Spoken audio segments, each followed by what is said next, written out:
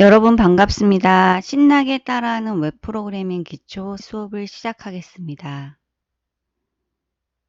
이번 시간에는 본격적으로 이제 HTML5를 들어가기 전에 인터넷에 대해 전반적인 개요에 대해서 설명을 드리도록 하겠습니다. 자, 인터넷과 웹입니다. 기본편이고요. 응용편에서는 여러분이 설치를 하고 그리고 환경 설정하는 방법을 배우도록 하겠습니다. 자, 목차입니다. 인터넷과 웹에 대한 이론적인 지식을 배우고요. 그리고 여러분이 인터넷 주소는 IP 어드레스와 그리고 도메인으로 나눠져 있습니다. 그래서 이러한 인터넷 주소에 대해서 살펴보고 세대별 이동통신의 변화에 대해서 잠깐 말씀드리고 본 수업은 마무리하도록 하겠습니다. 금주의 과제는 설문입니다. 꼭 해주셔야지 출석과 과제 점수를 동시에 부여받을 수 있습니다. 꼭 설문해 주시기 바랍니다.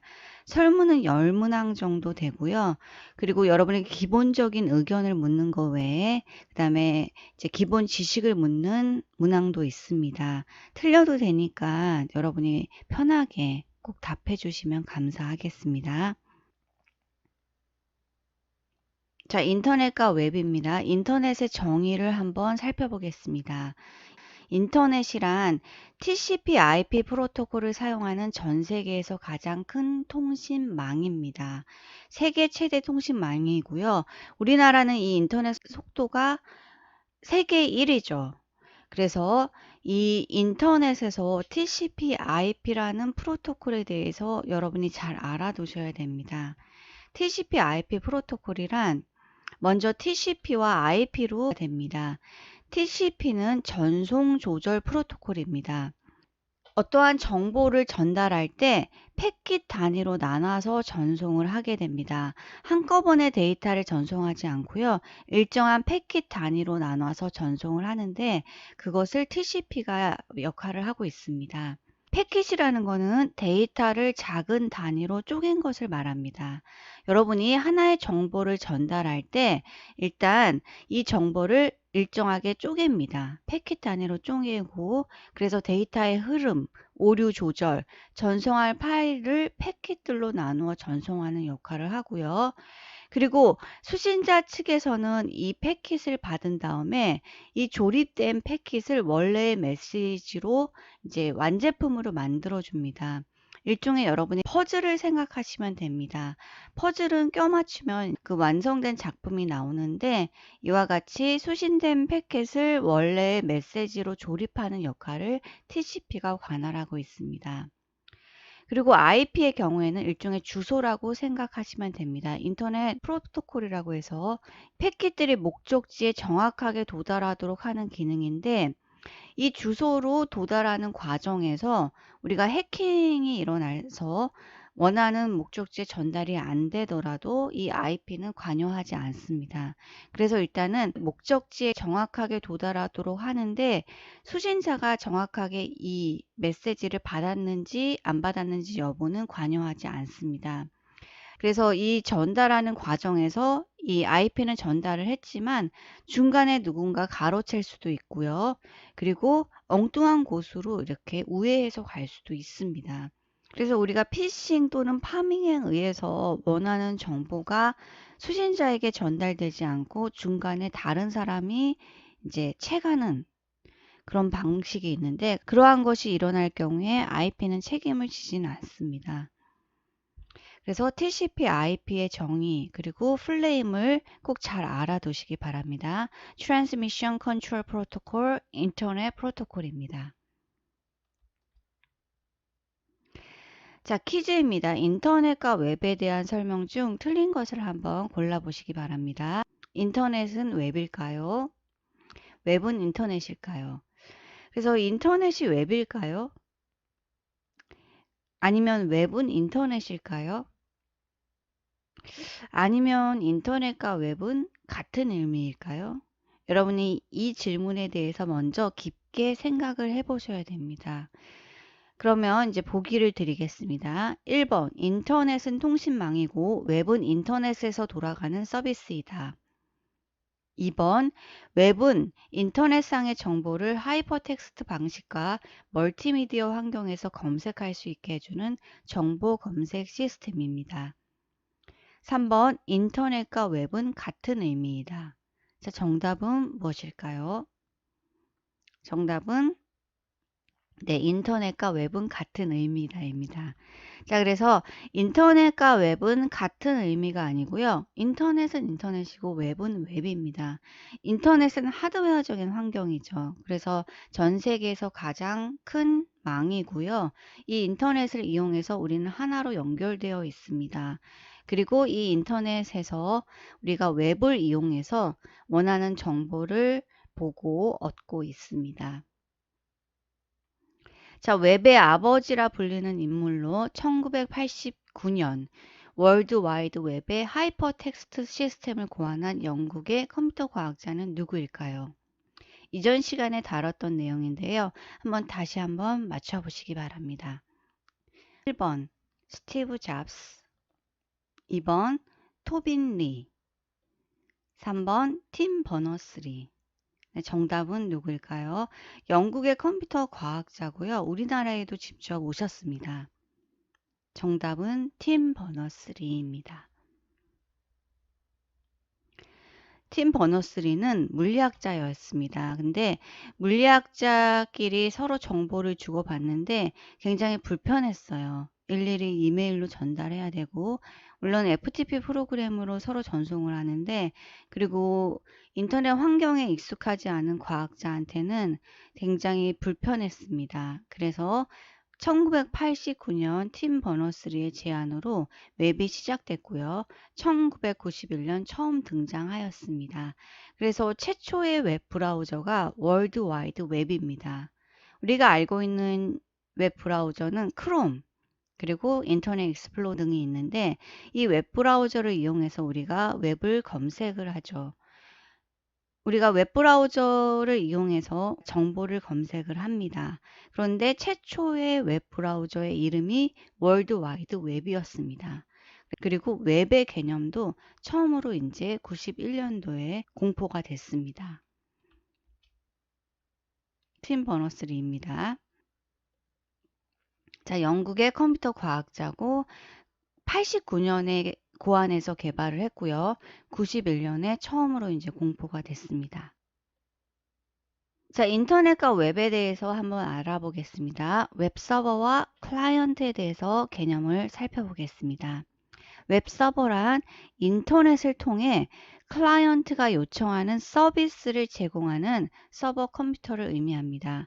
네이버, 구글과 같은 검색 엔진처럼 사용자에게 웹 서비스를 제공해주는 역할을 하죠. 우리가 네이버나 구글과 같은 검색 엔진을 통해서 원하는 정보를 계속 얻고 있습니다. 이 네이버와 구글은 우리가 크롬이나 인터넷 익스플로러 같은 웹 브라우저를 통해서 이용을 하고 있습니다. 여기서 웹 서버는 소프트웨어적인 개념도 있지만 하드웨어적인 개념도 있습니다. 클라이언트란 웹 서버 측에 서비스를 요청하는 컴퓨터 또는 사용자를 의미하고요.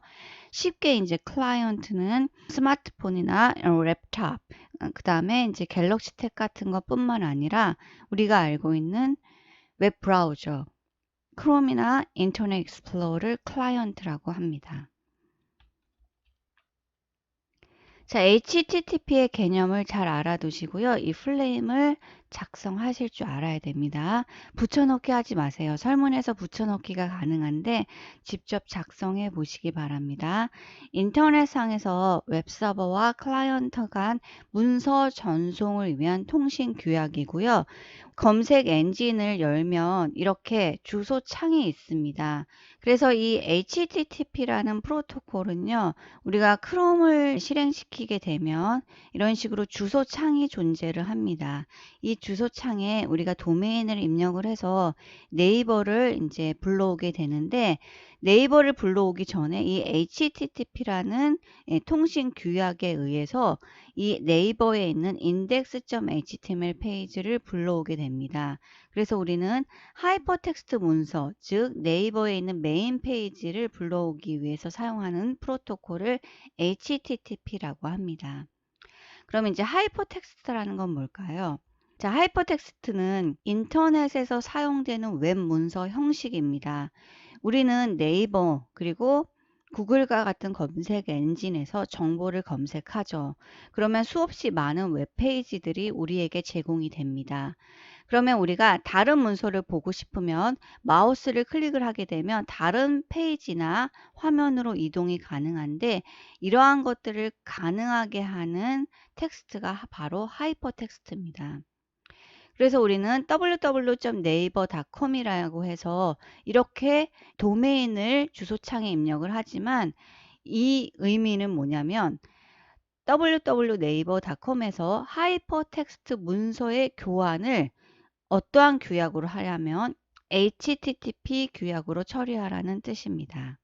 그래서 이 개념을 잘 알아두시기 바랍니다.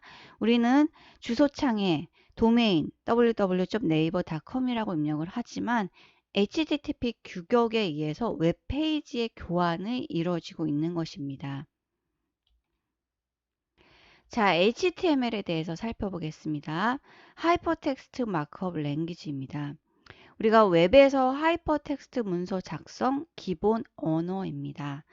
인터넷 서비스의 하나인 월드와이드 웹을 통해 볼 수 있는 문서를 만들 때 사용하는 프로그래밍 언어의 한 종류고요. 바로 이 하이퍼텍스트를 작성하기 위해 개발되었습니다. 자, HTML은 우리가 문서의 글꼴 크기, 글꼴 색, 글꼴 모양 이런 등을 정의하는 명령어입니다. 그래서 HTML을 명령어의 집합이라고 하는데, HTML에서는 이러한 명령어를 태그라고 합니다. 그래서 HTML은 명령어들의 집합이다. 이러한 하나의 명령어를 우리가 HTML이라는 프로그래밍 언어에서는 태그라고 명칭을 합니다. 자, HTML에서 마크업 랭귀지라는 부분이 나오는데, 이 마크업 언어가 무엇일까요?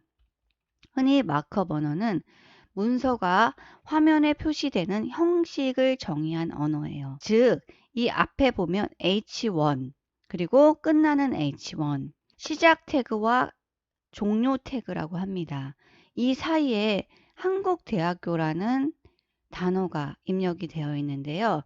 이렇게 우리가 시작 태그 H1과 끝나는 태그 H1으로 표시를 하고 그 안에다가 한국대학교라고 입력을 하게 되면 한국대학교를 헤드라인 1이라는 형식으로 표시하라는 뜻입니다.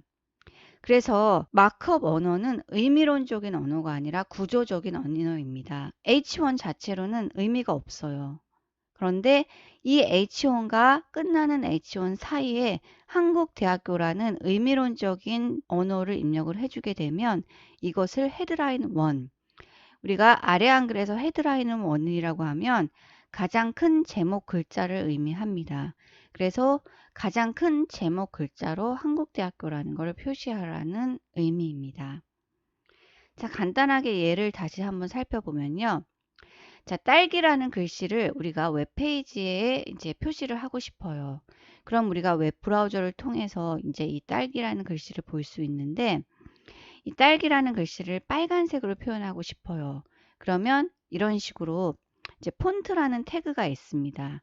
거기에는 우리가 컬러라는 속성이 또 존재를 해요. 그래서 우리가 알고 있는 이제 이 마크업 언어에는 이러한 이제 태그들이 있는데, 처음으로 우리가 이제 배우는 태그가 H1부터 시작을 합니다. 그리고 끝나는 H1 사이에 이렇게 입력을 하고요.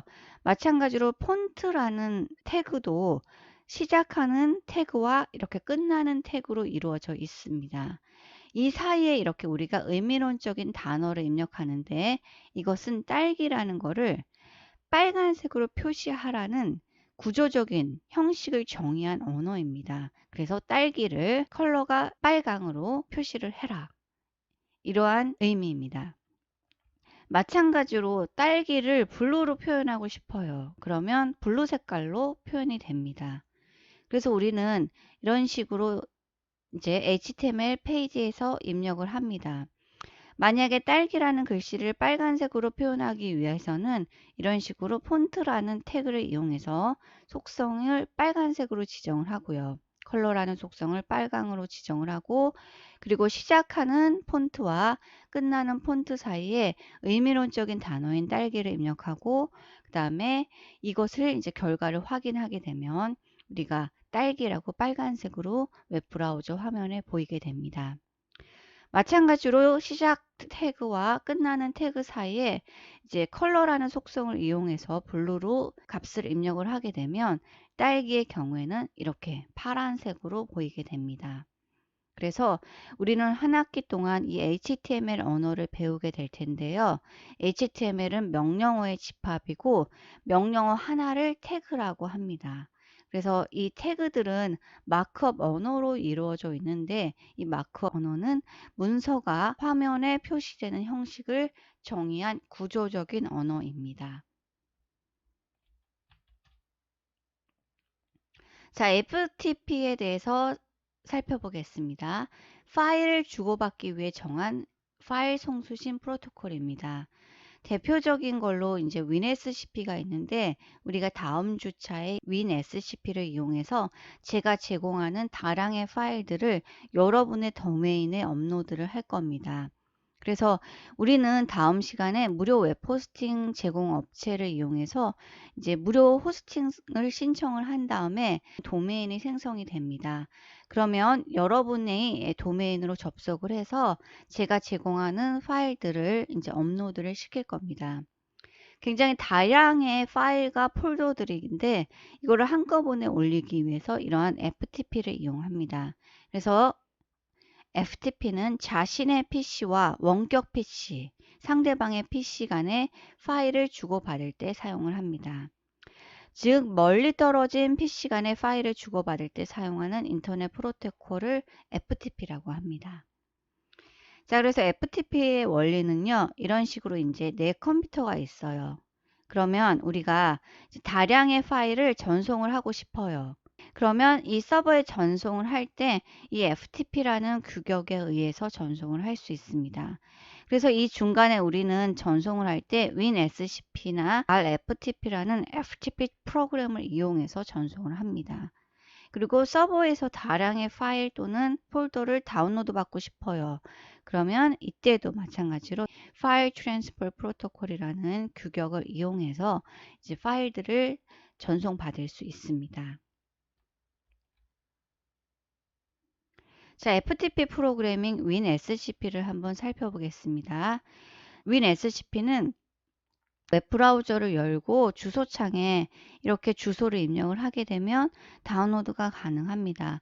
그래서 여러분이 직접 주소창에다 winscp.net이라고 입력을 하게 되면 이렇게 다운로드라고 초록색 버튼이 보여요. 그러면 이 버튼을 클릭을 하게 되면 이 프로그램이 다운로드가 가능하고요. 그리고 이제 제가 이 실습 파일을 올려 두었습니다. 그래서 여러분이 직접 설치를 하지 않아도 자료실에서 이 위네스 프로그램을 클릭 한 번으로 실행이 가능합니다. 그래서 직접 들어가서 설치를 해 보실 분은 한번 설치를 해 보시고요. 다음 주에 그냥 해보겠다 하시는 분은 안 해보셔도 상관이 없습니다. WinSCP는 여러분이 클릭을 하게 되면 이러한 모습을 하고 있는데, 이렇게 로그인이라고 되어 있고 우리가 호스트 네임과 유저 네임 그리고 패스워드를 입력을 하게 되고 세이브를 누른 다음에 이제 로그인을 하게 되면 접속이 됩니다. 이제 패스워드의 경우에는 본인 PC에만 이렇게 설정을 해 놓으시고요. 공용 PC에서는 설정을 하지 않는 것이 좋습니다. 그래서 이제 세이브를 누르는 순간 이제 여러분의 호스트 네임, 내가 접속하고자 하는 원격 PC의 도메인 명입니다. 그리고 여기에 접속하기 위해서는 아이디와 패스워드를 입력을 해야 되고요. 그리고 로그인을 누르면 바로 접속이 가능합니다. 그래서 이렇게 로그인을 하게 되면 이제 이러한 화면이 나와요. 그러면 왼쪽에 있는 거는 나의 PC이고요. 그리고 오른쪽에는 내가 접속한 원격 PC입니다. 서로 간의 파일을 드래그 앤 드랍해서 마우스로 주고 받을 수가 있습니다. 그래서 FTP 프로그램은 다량의 프로그램을 서로 주고받을 때 사용을 합니다. 자, 이제 웹 호스팅인데 여러분이 컴퓨터의 일부 용량을 할당해서 사용 가능하도록 하는 서비스입니다. 이제 웹페이지를 구축해요. 여러분이 여러분의 홈페이지를 구축을 하고 싶습니다. 그럼 필요한 게 이제 서버에 일정한 공간이 있어야 됩니다. 그래서 인터넷 임대 공간 서비스업인 웹 호스팅을 이용을 해야 됩니다. 그래서 다톰이라는 사이트에 들어가서 무료 웹 호스팅을 신청을 한 다음에 우리가 이제 도메인을 받을 겁니다. 도메인을 받은 다음에 그곳에 이제 작업을 해 나갈 겁니다. 자, URL 이걸 잘 알아두시기 바랍니다. 여러분이 URL과 도메인을 혼동하시면 안 됩니다. URL은 이런 식으로 프로토콜과 그 다음에 자원으로 이루어져 있습니다. HTTP라는 거는 웹 브라우저의 주소 창에 입력을 하죠. 자동적으로 입력이 되기 때문에 우리는 이 HTTP 또는 HTTP SQL라는 거를 입력하지 않았을 겁니다. 그런데 이러한 자원을 입력하기 전에 도메인을 입력하기 전에 반드시 프로토콜을 입력해 줘야지 이 프로토콜을 이용해서 자원을 액세스할 수 있습니다. 마찬가지로 OK.net이라는 곳에 접속하기 위해서는 파일 트랜스퍼 프로토콜이라는 프로토콜 규격을 이용해야지 마찬가지로 이 도메인에 액세스할 수 있습니다. 접속을 할 수 있습니다. 그리고 우리가 메일을 보내죠. 그러면 우리는 주소창에 이렇게 메일 주소만 입력을 하지만 실질적으로는 메일2라는 규격, 프로토콜이 있어서 메일을 보낼 수 있었던 것입니다. 그래서 URL은 흔히 우리가 말하는 프로토콜 플러스 자원입니다. 프로토콜에는 우리가 웹 자원에 액세스하기 위한 HTTP가 있고요. 그리고 이 HTTP 이후에 나온 HTTPS가 있습니다.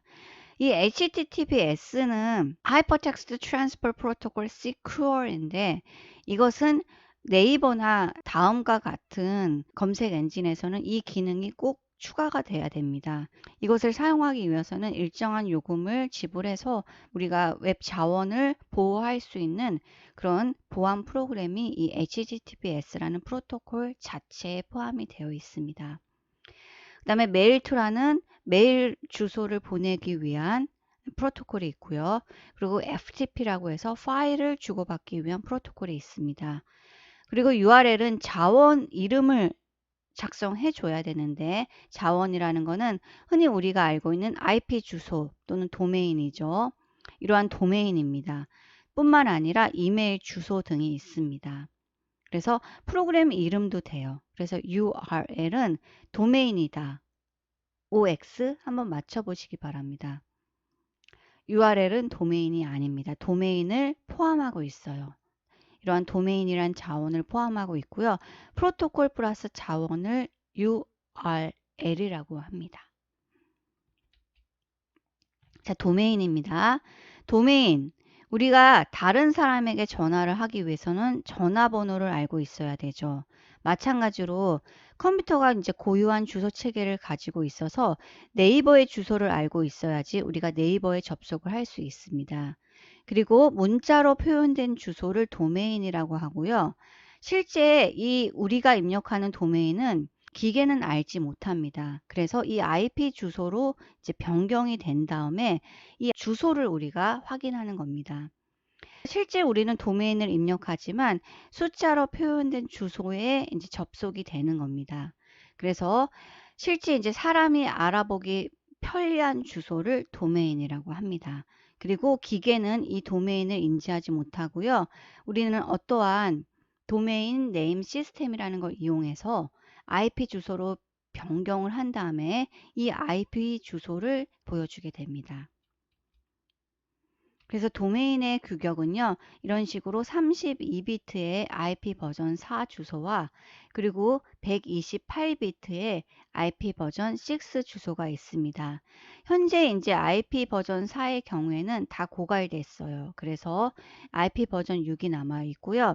그리고 이제 도트로 구분돼서 4단계로 표시를 하고요. 그리고 IP 버전 6의 경우에는 이제 이렇게 도트로 구분돼서 8단계로 구분을 합니다. 그래서 이제 도메인의 경우에는 이런 식으로 IP 버전 4는 이런 식으로 4단계로 되어 있고요.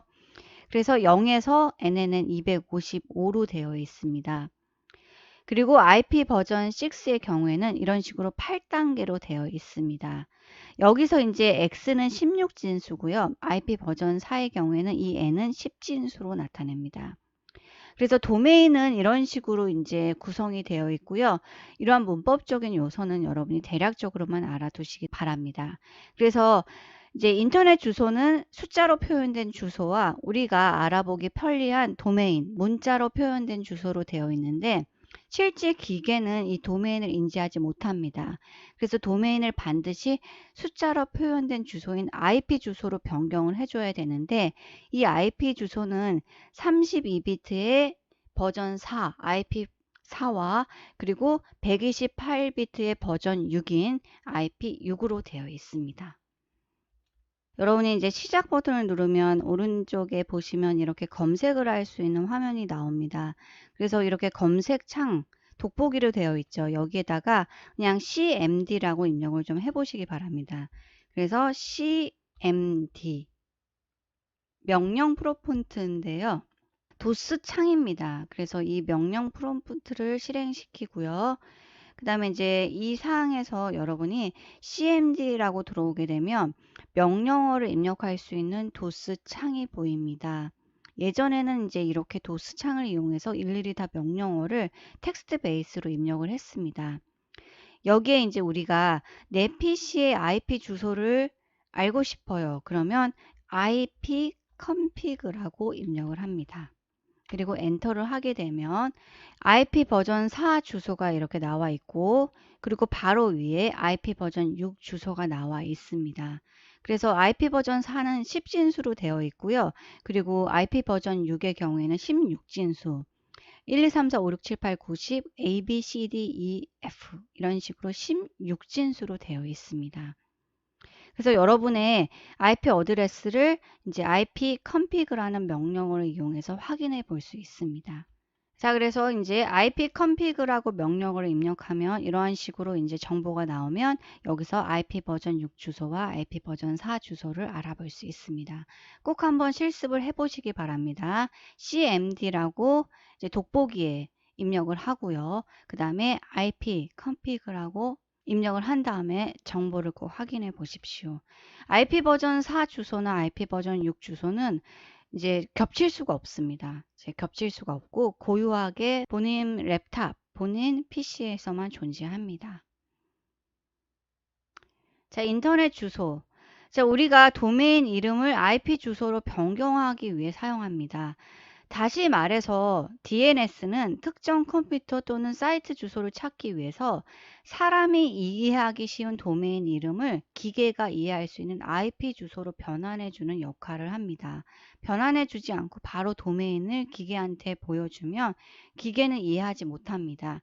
기계는 0과 1의 이진수만을 인지를 합니다. 그래서 이제 DNS라는 거는 사용자 PC 웹 브라우저에서 우리가 이렇게 도메인을 입력을 하게 되면 DNS에 의해서 이제 IP 주소로 변경이 되고요. 웹서버는 이 주소를 가지고 해당 결과를 사용자에게 보여주게 됩니다. 도메인 체계는 이제 이런 식으로 되어 있습니다. 우리가 입력하는 우리 학교 사이트 mju.ac.kr인데 kr이라는 거는 국가 도메인을 이용합니다. 그래서 도메인이라는 건 우리가 일반 도메인과 국가 도메인으로 나누는데 이제 국가 도메인의 경우에는 1단계가 이런 식으로 국가를 의미하는 약자로 표시되어 있습니다. 그래서 영문 약자로 kr은 한국, 그 다음 JP는 일본으로 표시를 합니다. 또는 한국이라고 나타나기도 해요. 그래서 예전에는 영문 약자만 표시를 됐는데 지금은 한글 약자도 나옵니다. 그리고 A씨라는 거는 이제 2단계에서 이것이 아카데미인지 아니면 회사인지 의미하는 약자입니다. 그리고 MJU는 고유 명칭입니다. MJU 명지대학교이기 때문에 명지 유니버시티를 의미하는 MJU라는 영문 약자로 표시를 합니다.